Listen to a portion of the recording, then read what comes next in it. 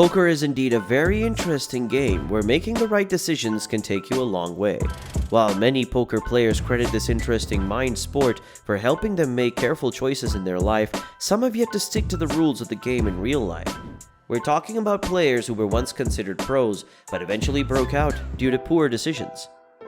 In this video, we will be looking at some world poker pros that tasted great success but ended up penniless towards the end of their lives. So clearly, you do not want to miss out on this. Hi guys, PokerNow here. Welcome back to another thrilling episode of Poker Hands. Before jumping straight into action, I would like to ask you guys to hit that like button and to subscribe too, as your support is very important to us.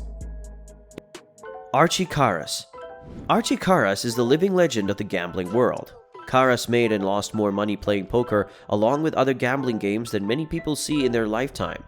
After several unsuccessful gambling stints in his youth, Archie Karas came to Las Vegas in 1992 with only $50 in his pocket.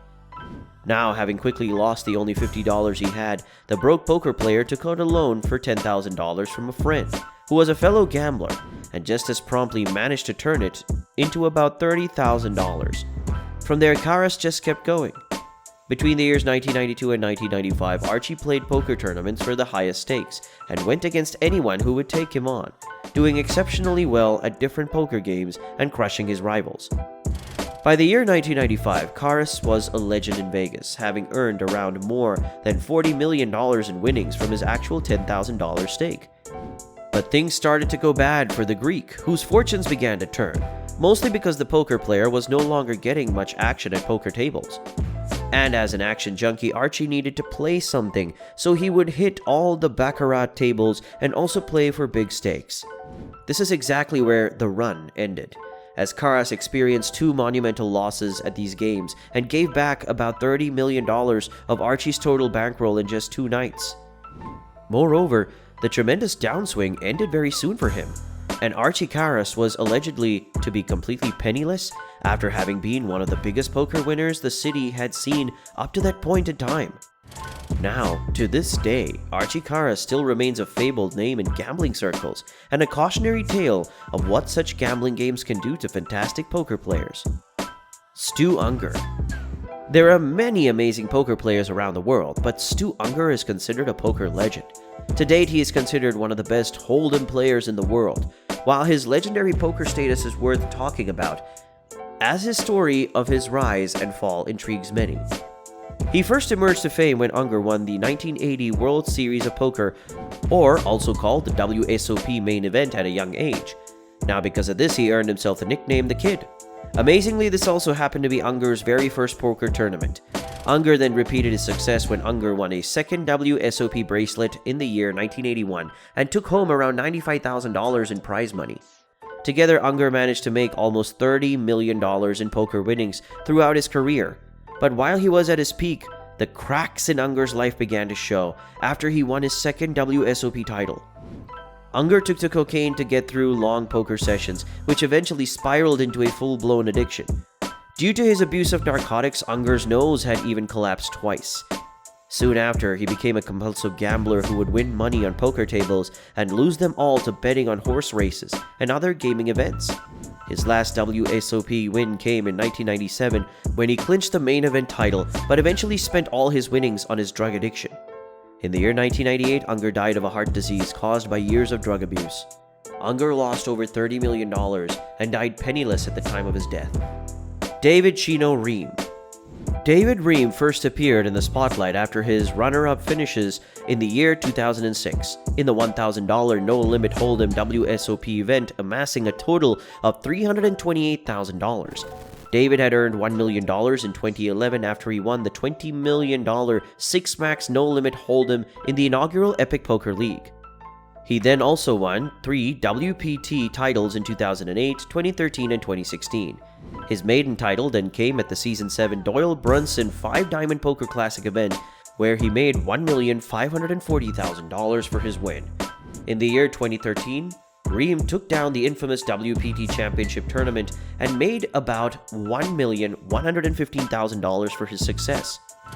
Although Ream has been relatively successful as a professional poker player, he is a long-time debt welcher. Ream often sells actions to his friends and all fail to pay them when he wins. Moreover, after winning $1 million in a tournament in the year 2011, the Epic Poker League placed David's membership on probation after confessing to owing money to most of his colleagues. Will Molson and Joseph Cheong lent Reem $40,000 apiece and did not get paid when Reem won the tournament. Reportedly, Reem owes Tom Dwan a considerable amount. Moreover, a dozen athletes presented compelling evidence of how Reem owes them an extensive sum of money. Reem has made more than $11 million in live tournaments and much more in private games. David still owes many poker players and other business people hundreds of thousands of dollars. Reem is now very broke and unable to pay them, and it shall not come as a surprise if he files for bankruptcy very soon. Eric Lindgren. A part of the famous Full Tilt Pros team that founded one of the most successful poker websites of all time, eDog, was very young when the poker world was booming. Eric Lindgren was doing more than well for himself back then, making millions a year only from his sponsorships, and making even more money from his poker victories. Lindgren was great at tournaments and cash games, winning WSOP along with other titles and making a big name in the poker community. By the year 2012, things were no longer going well for the poker player, who was getting way too confused with sports betting as well as fantasy sports leagues. His sports bets were in more than thousands, and Lindgren's debts finally came when he was accused of owing up to $100,000 for a high-stakes fantasy sports league. Since Lindgren could not pay this or other debts, Lindgren filed for bankruptcy. At the time, Eric officially owed $12 million and other debts off the books. He had also lost all of the profits as well as earnings he made as a Full Tilt Pro, meaning Eric was in for well over $20 million. Victor Blom. Going under the username of Isildur1, the notorious Swedish poker player Victor Blom shocked the whole world in the year 2009, when Blom came out of nowhere and started playing against the best players in the world for big stakes. Entirely anonymous at the time, Blom built up his bankroll from the start at Full Tilt Poker and made thousands playing at lower stakes. Blom then challenged living legends of the game like Phil Ivey, Tom Don, and Patrick Antonius to head up NL Edge, as well as PLO games. Blom would typically play 6 or more heads-up games at the same time against these players, and usually the stakes were extremely high. Then on December 8, 2009, the Swedish player put up more than $2 million on Blom's FTP account, and things were going very well for him.